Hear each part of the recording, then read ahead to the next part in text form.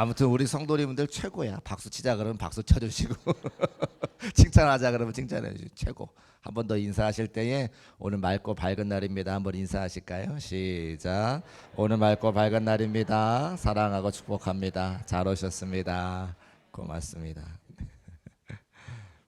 저는 주일이 제일 좋아요. 우리 성도님들 한 주간 평안하게 지내시고 또 얼굴 이렇게 뵙는 게 참 기쁘고 복되다 그런 생각 같습니다. 룻기 말씀 계속 증거하고 있는데 지난주에 이제 룻기 서론의 말씀을 전했습니다. 하나님의 임재와 예수 그리스도의 은혜 또 성령의 충만함이 가득한 지역인 베들레헴이 그래서 빵집에 빵이 가득해야 되는데 나오미와 룻이 살아가던 그 시대에 사사기 시대니까요. 그래서 베들레헴에 빵이 떨어져서 사람들이 그 빵집을 떠나는 베들레헴을 떠나는 이야기를 지난주에 말씀을 드렸습니다. 그러면서 우리가 함께 섬기고 있는 중국교회와 또 우리 성도들의 삶의 자리에 과연 베들레헴처럼 빵이 가득한 삶인가?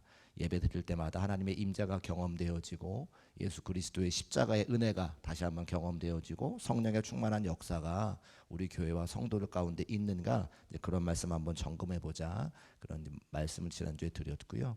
오늘은 그 두 번째 시간으로 나오미와 룻의 하나님 같이 한번 따라 하실까요? 나오미와 룻의 하나님. 나오미와 룻이 고백하는 하나님이 어떤 분인지 그들의 신앙 고백을 좀 살펴보는 시간을 가져보려고 합니다. 지난주에 함께 말씀을 나눈 것처럼 모압에서의 나오미는 텅 빈 인생이었습니다. 남편 엘리멜렉이 죽었죠. 엘리멜렉이 죽었다고 하는 것은 무엇을 이야기하냐면 아직 어린 자녀들을 키우고 있는 과부가 되었다고 하는 이야기입니다. 나오미가 이국 땅에서 요즘 말로 싱글맘이 되어서 자녀들을 장성할 때까지 키워야 된다라고 하는 것을 우리에게 말합니다. 당시 사회는 요즘과 달라서 농경과 목축을 기반으로 하는 시대니까 절대적으로 남자의 노동력이 필요한 시대입니다. 남자의 노동력의 중심이 되는 시대인 거죠. 그래서 힘을 중시하는 남성 중심 사회에서 남편이 없다는 것은 그냥 정서적으로 힘든 정도가 아니라 사회적으로 경제적으로 전혀 삶을 꾸려갈 수 없는 존재가 되었다라고 하는 것을 말하는 것입니다.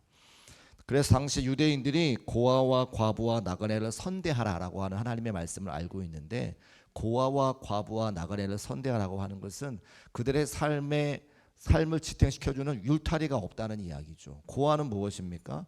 그들의 삶을 지켜줄 부모님이 없다는 게 고아입니다. 과부는 뭡니까? 남편이 없는 거죠.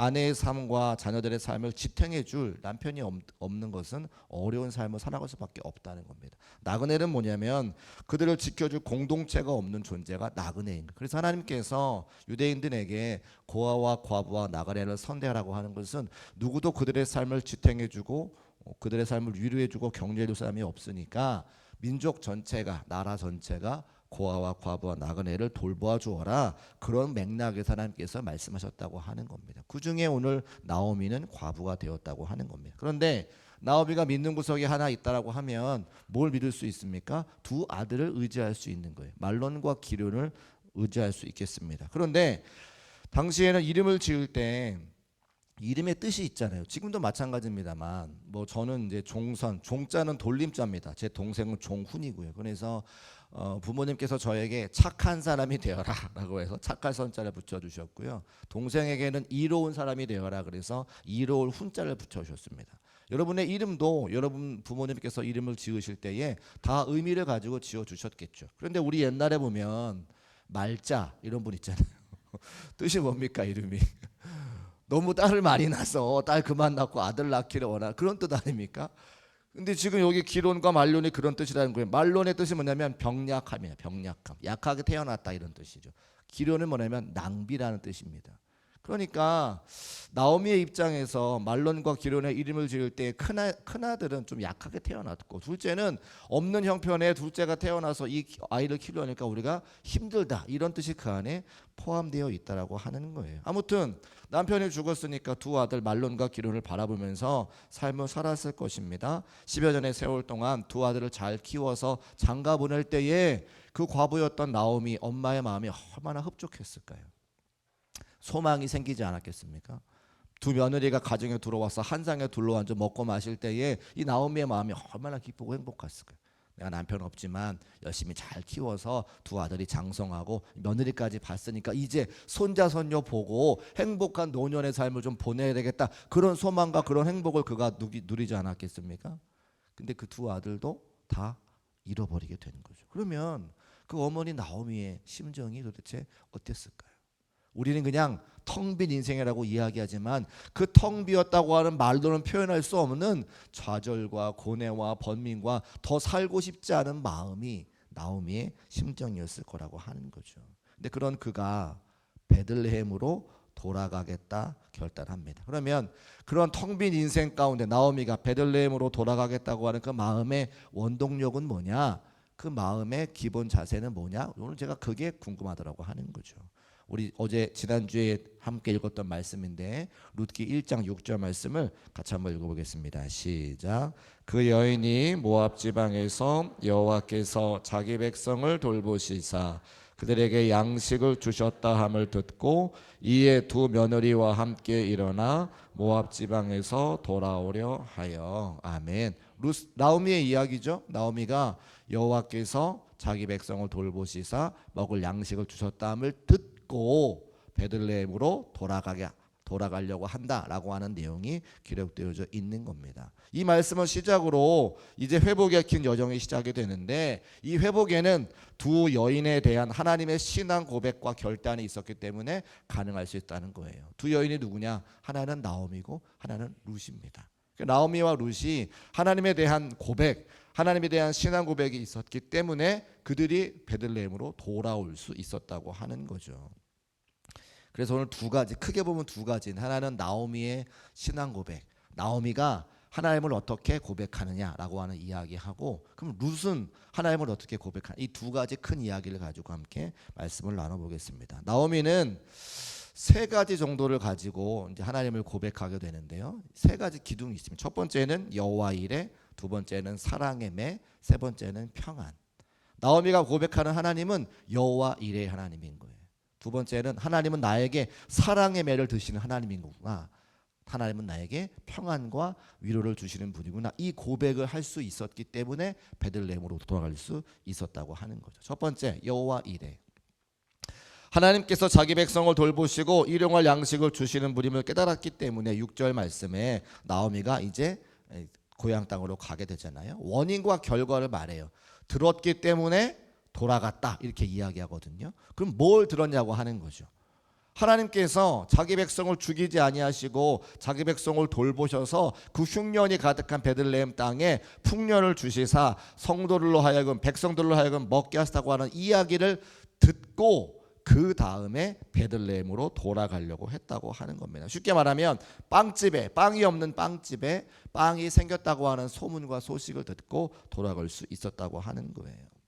우리 인생에도 아까 우리 나오미가 텅 빈 인생을 산 것처럼 때로 힘들고 어려운 일들이 많이 찾아오게 됩니다. 어떤 분은 건강의 어려움을 직면하게 되고요. 어떤 분은 경제적인 어려움을 직면하게 되고 어떤 분은 자녀들의 고난과 어려움을 직면하게 됩니다. 또 어떤 분은 연세 많으신 부모님의 어려움들을 직면하게 되죠. 우리가 다 지금 전쟁 중에 있지 않습니까? 우리 삶에 어떤 것으로 어려움이 오냐면 기름값이 너무 뛰는 거예요. 물건을 파시는 분들은 원자재 값이 너무 뛰니까 물건을 비싸게 파는 거죠. 기름값은 정부에서 정유사들에게 조금 더 고통을 좀 감내하자 이렇게 해가지고 우리가 비싸게 사지는 않습니다만 다른 뭐 제조품 같은 것들은 만드는 공장에서부터 비싸게 만들어 가지고 비싸게 팔 수밖에 없게끔 하는 거예요. 그럼 사는 사람들은 왜 이렇게 비싸냐고 이야기하니까 나의 마진을 내가 남겨서 먹어야 되는 그런 것들을 줄여서 팔아야 되는 그런 시대가 되지 않았습니까? 비닐봉지가 그렇게 없다면서요. 쓰레기 봉투가 그렇게 없다면서요. 아이들 주사 놔야 되고 약 먹어야 되는데 그 플라스틱이 없어가지고 병원에서 약병을 하나만 준다면서요. 이게 다 뭐예요? 텅 빈 인생, 고난과 어려움의 인생을 살아가는 우리들이라고 하는 거죠. 근데 그럴 때에 나오미가 고백하는 하나님, 우리가 고백하는 하나님은 어떤 하나님이냐면 우리의 삶의 자리에 우리를 먹이시고 입히시는 분인 것을 믿으시기를 주님의 이름으로 축복합니다. 우리를 죽이지 않으신다는 거예요. 저도 죄송합니다. 짧은 인생을 살아오면서 수없이 많은 어려움들이 있었어요. 저 IMF 겪었습니다. 2008년도에 미국 서브프라임 모기지 어려움 당했습니다. 저는 비록 뭐 6.25 전쟁이나 일제시대를 경험하지 않았지만 저의 나름대로의 삶의 자리에서 어려움들을 겪었어요. 근데 다 헤쳐나오고 죽지 않고 살더라는 거예요. 제가 또 대학원 마치고 교회 개척해서 한 달에 월급 30만 원인데 30만 원 고스란히 헌금을 드려야 했던 그런 삶도 살았습니다. 큰아이를 낳고 부둣값이 없어가지고 아르바이트 하면서 살아갔지만 교회를 지켰던 그런 날도 있었습니다. 그때마다 무릎 꿇고 눈물 흘리며 기도하긴 했지만 죽지 않았어요. 여기까지 오게 됐다는 거죠. 여러분의 삶은 어떻습니까? 젊은 담임 목사보다 훨씬 더 많은 고난과 어려움을 겪으셨지만 다 여기까지 살아오셨잖아요. 할렐루야. 우리는 그 믿음의 저력이 다 있는 사람들이라고 하는. 근데 그 믿음의 저력의 고백의 중심에 뭡니까? 하나님은 나를 죽이지 않으시고 인도하시는 분이야, 먹이시는 분이야, 입히시는 분이야. 할렐루야. 이 고백이 우리 모두에게 있기 때문에 지금 닥친 환난과 고난과 어려움과 텅 빈 나무와 같은 인생이라 할지라도 얼마든지 이길 수 있음을 믿으시기를 주의 이름으로 축복합니다. 이제 어린이날이 되니까 어린이들 데리고 어디를 갑니까? 마트에 가죠. 왜요? 장난감 사줘야 되니까. 그럼 아이들이 자기 거 원하는 거 다 막 담아요. 이것도 좋아, 저것도 좋아. 자기가 먹고 싶은 딸기, 여름에 또 수박 막 담습니다. 애들이 과자도 막 담아요. 카트 그 바구니가 그냥 한가득이 돼요. 그런데 담을 때 애들이 걱정하고 담은 거 보셨어요? 애들이 걱정하고 담던가요? 걱정 좀 했으면 좋겠는데 아니 우리 집 경제가 지금 어렵고 엄마 아빠가 이걸 할 능력이 그거 무거워서 어떻게 저희 집 5층이잖아요. 5층까지 어떻게 가지고 올라가 이런 생각 좀 했으면 좋겠는데 애들은 그런 걱정 하나도 안 해요. 왜 안 할까요? 부모님이 있으니까. 할렐루야. 부모님이 무거워도 다 올려주실 거고 돈이 없으면 빚을 내서라도 사줄 거고 맛있는 거 먹이고 싶은 게 부모의 마음인 걸 아니까 애들은 걱정도 없이 그 카트에 가득가득 담아놓는다는 거예요. 부모를 믿고 우리가 누구를 믿어야 됩니까? 하나님을 믿고. 하나님 전능하신 분이시죠. 할렐루야. 내가 믿는 하나님은 물이 없는 곳에 반석을 쳐 물을 내 마시게 하시는 분이시고 길이 없는 곳에 길을 내 걸어가게 하시는 분이시고 구름기둥과 불기둥과 우리의 삶을 인도하시는 분이신데 내가 그 하나님을 믿지 못해가지고 카트에 못 담는다 이 말입니다. 나오미도 텅 빈 인생 가운데 하나님께서 우리를 먹이시고 흉년 가운데 있는 베들레헴에 풍년을 주셔서 그들의 백성을 돌보셨다고 하는 것을 들었기 때문에 믿었기 때문에 베들레헴으로 돌아갈 수 있었다는 것이죠. 그 믿음과 그 은혜가 저 여러분에게 있으시기를 주의 이름으로 축복합니다. 예수님이 이렇게 말씀하시잖아요. 같이 읽어볼까요? 시작. 공중의 새를 보라. 심지도 않고 거두지도 않고 창고에 모아들이지도 아니하되 너희 하늘 아버지께서 기르시나니 너희는 이것들보다 귀하지 아니하냐. 그러므로 염려하여 이르기를 무엇을 먹을까 무엇을 마실까 무엇을 입을까 하지 말라. 너희 하늘 아버지께서는 이 모든 것이 너희에게 있어야 할 줄 아시느니라. 아멘. 이 말씀 기억하시고 우리 삶을 인도하시고 주관하시는 주님 앞에 그저 감사와 찬송할 수 있는 저와 여러분 되시기를 주님의 이름으로 축복합니다. 두 번째는 나오미가 고백하는 하나님은 사랑의 매를 주시는 하나님이라는 거예요. 자기의 삶을 돌이키는 분이셨다. 우리 룻기 1장 13절과 21절 말씀을 한번 읽어보겠습니다. 시작. 여호와의 손이 나를 치셨으므로 내가 풍족하게 나갔더니 여호와께서 내게 비어 돌아오게 하셨느니라. 아멘. 저게 나오미의 고백이거든요.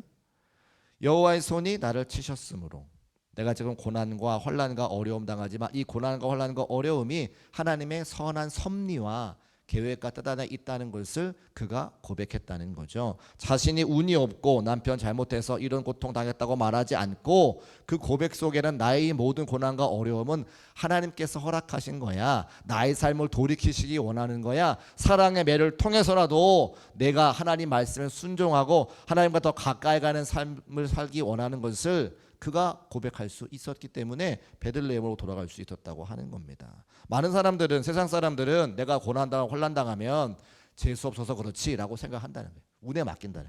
근데 아니요. 우리는요 예수 믿는 사람들이기 때문에 하나님이 우리 인생을 주장하세요.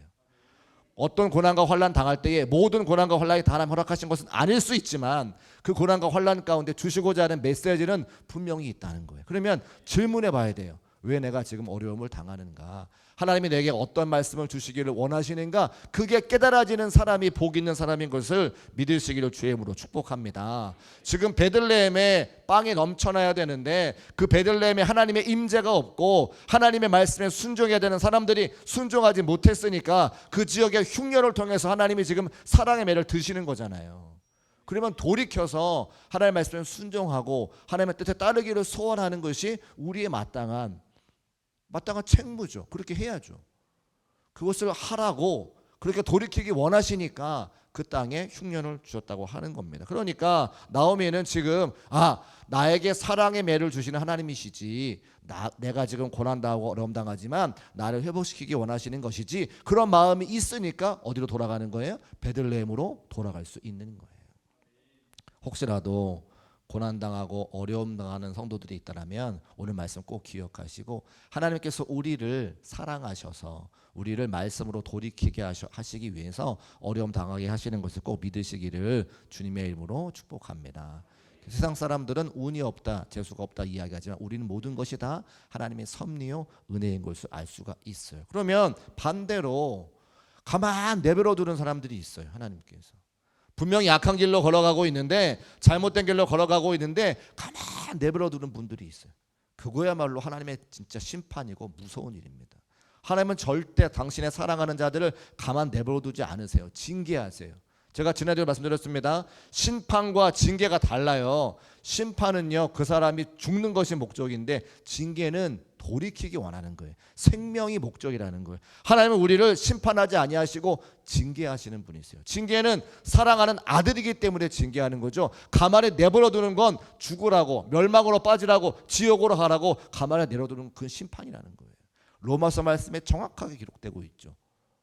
제가 한번 읽어볼까요? 24절 말씀. 그러므로 하나님께서 그들의 마음에 정욕대로 더러움에 어떻게 한다고요? 내버려 두사. 돌아와야 되는데 그냥 정욕대로 죽으라고 가만 내버려 두는 게 하나님께서 정말 무서운 심판이라는 거예요. 또 28절 말씀. 또한 그들이 마음에 하나님 두기를 싫어하며 하나님께서 그들을 그 상실한 마음대로 내버려 두사. 마음이 상실해 있을 때에 하나님과 멀리 떨어져 있을 때에 가만 내버려 두는 게 그게 정말 무서운 심판이라는 거예요. 하나님 사랑하시면 교회 가야지, 기도해야지, 말씀 들어야지 그런 마음을 주셔서 신앙과 믿음을 회복하게 하신다고 하는 겁니다. 제가 기도할 때에 우리 사랑하는 자녀들이 교회에 오지 못해서 많은 부모님 눈물로 기도하시잖아요. 하나님께서 그 자녀들에게 고난 주시면 여러분 그때 기도해야 될 때. 왜요? 고난을 통해서 돌아오는 찬스를 주시는 거기 때문에 고난을 피하도록 기도하는 것이 아니라 고난을 통해서 교회로 돌아올 수 있도록 기도할 수 있는 저와 여러분 되시기를 주의 이름으로 축복합니다. 그냥 내버려 두는 건 하나님의 복이 아니라니까요. 돌아와야 되는 거죠. 어려움 당해도. 그래서 하나님께서 자신을 사랑의 매를 통해서 돌아오게 하시는 분이시구나를 고백하는 나오미가 그래서 베들레헴으로 돌아올 수 있었다는 겁니다. 세 번째, 나오미는 하나님께서 위로를 주시는 분이신 것을 고백했죠. 룻기 1장 9절 말씀 같이 읽어보겠습니다. 시작. 여호와께서 너희에게 허락하사 각기 남편의 집에서 위로를 받게 하시기를 원하노라 하고 그들에게 뒤에 또 있지만 위로받기를 원하시기를 원하노라 이렇게 고백했죠. 나오미가 자신의 두 며느리 오르바와 룻에게 했던 말이에요. 너희가 나를 따라오지 말고 너희 고향으로 돌아가라 라고 이야기했을 때에 뭐라고 축복하냐면 여호와께서 위로받게 하시기를 원하노라. 주어가 누구죠? 여호와께서. 나오미가 자기의 며느리를 축복할 때에 하나님의 위로와 하나님의 평안이 누구에게 오는지를 정확하게 알고 있는 거예요. 나는 나와 지금 함께 베들레헴으로 가면 너희의 인생이 별로 좋을 게 없는데 하나님께서 너희들의 삶을 축복하셔서 너희들을 위로해 주시고 평안 주시기를 원하신다라고 하는 고백을 한다는 거죠. 마음 가운데 위로하시는 하나님, 평안 주시는 그 하나님이라고 하는 고백이 없으면 저런 축복을 할 수 없다는 거예요. 나오미는 알았습니다. 내가 믿는 하나님은 내게 위로와 평안을 주시는 분이시구나. 할렐루야. 여러분 어떻습니까? 여러분도 세상이 우리에게 위로를 줄 때가 있지만 세상에 우리에게 평안 줄 때가 있지만 그것은 영원하지 않더라고요. 잠시 잠깐뿐이더라고요. 구약 성경 열왕기상 19장에 보면 하나님의 위대한 선지자 엘리야가 갈멜산에서 바알 선지자 450명을 이기고 하나님의 역사를 막 보여준 적이 있는데, 근데 그 이세벨이라고 하는 여왕이 막 그 엘리야를 죽이려고 할 때에 그 낙심하고 절망해서 로뎀나무로 도망가요. 그때 하나님께서 이 엘리야를 위로하시는 장면이 나오는데 몇 가지로 위로를 하시거든요. 하나님은 위로하시는 분이시더라고요. 첫 번째는 그가 그냥 너 위대한 선지자인데 내 능력으로 위대한 일을 감당했는데 왜 이렇게 낙심하니 절망하니 책망하지 않으셨어요. 먼저 육체적인 힘을 회복시켜 주시죠. 그를 어루만져 주시고 숯불에 구운 떡과 물을 먹이시면서 육체적으로 쉴 수 있도록 힘을 낼 수 있도록 그를 위로해 주세요. 두 번째는 하나님 앞에 자신의 마음을 토로할 수 있도록 하나님이 대화를 들어주시다는 거예요. 하나님, 나 이렇게 힘들었어요. 나 아시잖아요. 450명 대 1로 싸워서 내가 이겼는데 그 이세벨 여왕이 날 죽이려고 해요. 나 외로웠어요. 힘들었어요. 하나님께 막 토로하는 시간을 갖는 거예요.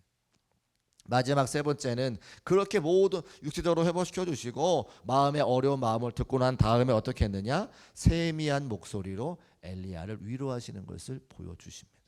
하나님은 어떤 분이시냐? 우리를 위로하시는 분이라고 하는 거예요. 위로하시는 하나님이 여러분의 하나님 되시기를 주님의 이름으로 축복합니다. 우리가 위로가 필요하죠. 세상 살아가면서 위로가 필요하더라고요. 사람의 위로도 필요한데 사람의 위로는 잠시 잠깐입니다. 오직 하나님의 위로가 중국계 모든 성도들의 삶의 자리에 함께 하시기를 주의 이름으로 축복합니다. 그 나오미가 고백하는 신앙 고백인 거예요. 하나님은 나를 먹이시고 입히시는 분. 하나님은 사랑의 매를 통해서 내가 잘못된 길을 걸어갈 때 나를 돌이키시는 분. 하나님은 나를 위로하시는 분. 이 나오미의 고백이 있었기 때문에 베들레헴으로 돌아갈 수 있었습니다. 자, 그러면 룻의 고백을 봐야 되는데, 여러분, 룻은 유대인이에요? 이방 여인이에요? 이방 여인이죠. 아니, 룻이 하나님을 고백할 수 있다는 사실이 제가 너무 신기했어요. 왜냐하면 룻은 이방 여인인데 어떻게 그가 하나님에 대해서 신앙 고백을 할 수 있었는가? 특별히 16절과 17절 말씀 보면 며느리 룻이 시어머니 나오미를 따라가겠다고 아주 결심을 하는데 그 결심의 내용이 완전한 신앙 고백이 들어가는 거예요. 그래서 제가 조금 색깔별로 좀 이렇게 해가지고 구분을 해놨는데, 일단 16절과 17절 말씀을 천천히 같이 한번 읽어보겠습니다. 시작. 룻이 이르되 내게 어머니를 떠나며 어머니를 따르지 말고 돌아가라 강권하지 마옵소서. 어머니께서 가시는 곳에 나도 가고 어머니께서 머무시는 곳에서 나도 머물겠나이다.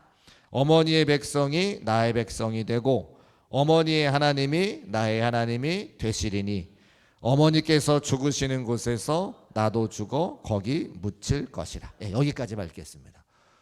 빨간 글씨, 어머니께서 가시는 곳에 나도 가고 어머니께서 머무시는 곳에 나도 머물겠나이다. 어디를 이야기하냐면 땅, 머무시는 곳, 가시는 곳, 땅, 장소를 이야기하죠. 맞습니까? 노란 글씨 2번, 어머니의 백성이 나의 백성이 되고 이스라엘 자손들을 이야기하는 겁니다. 세 번째, 어머니 하나님이 나의 하나님이 되시리니. 이 관계를 이야기하는 거죠. 하나님. 그러니까 지금 보면 땅과 자손과 관계에 대한 이야기를 고백하는 거예요. 여기까지 이해하셨어요? 이해하셨죠? 저게 지금 이방 여인 룻의 고백입니다. 하나님 모르는. 그런데 저 고백이 가만히 보면 창세기 12장 1절부터 3절까지 나오는 아브라함에게 언약을 주시는 장면하고 똑같은 거예요. 자, 보세요. 어머니가 가는 곳에 나도 가고, 땅의 축복이잖아요. 근데 룻이 뭐라 그래요? 창세기 보면 내가 내게 보여줄 땅으로 가라 말씀하시죠. 하나님께서 아브라함에게 언약의 축복을 말씀하실 그것과 똑같아요. 땅에 대한 축복. 어머니의 백성이 나의 백성이 되고 자손에 대한 축복인데요. 내가 너로 큰 민족을 이루게 하시겠다 하나님이 약속하시죠. 또 관계, 어머니 하나님이 나의 하나님이 되시리니. 이건 하나님과의 관계의 축복을 주시는 거거든요. 근데 너를 축복하는 자에게 내가 복을 내리고 너를 저주하는 자에게 내가 저주하겠다. 아브라함에게 하나님께서 그런 친밀한 관계가 되시겠다고 약속하시는 거예요.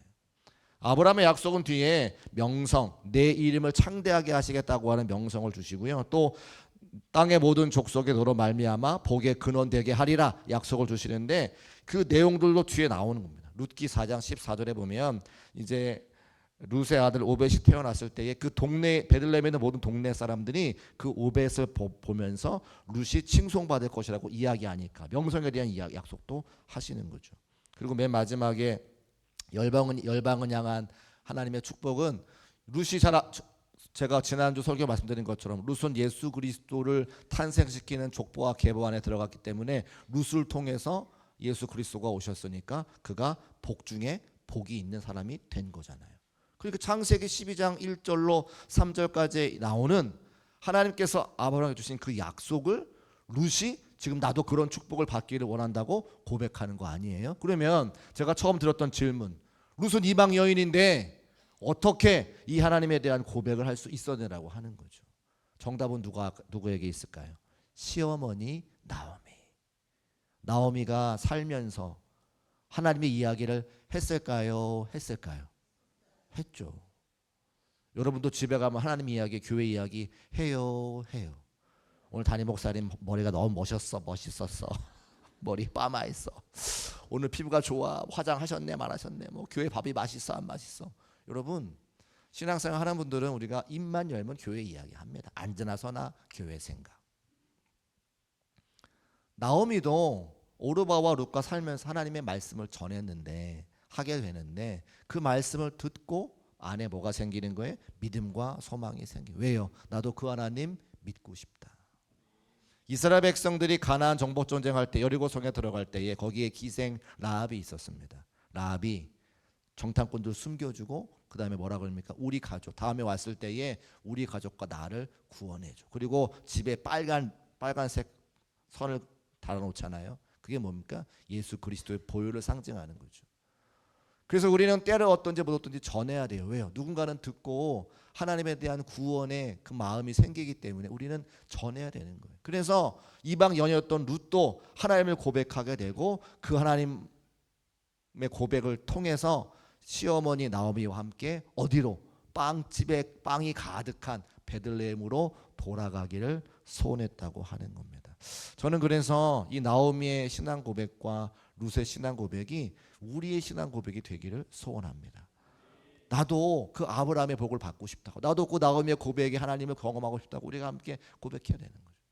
그래서 오늘 우리가 믿는 하나님, 나오미가 믿는 하나님과 룻이 고백하는 하나님과 다르지 않은데 그 하나님께서 우리 삶에 빵집에 빵이 가득한 것처럼 풍성한 은혜를 부어주셔서 여러분의 삶의 자리마다 승리를 거두고 감사하며 기뻐하며 찬송할 수 있는 저와 여러분 되시기를 주님의 이름으로 축복합니다. 우리 모두 자리에서 일어나셔서 잠깐 찬송하시고 함께 결단하며 기도하겠습니다.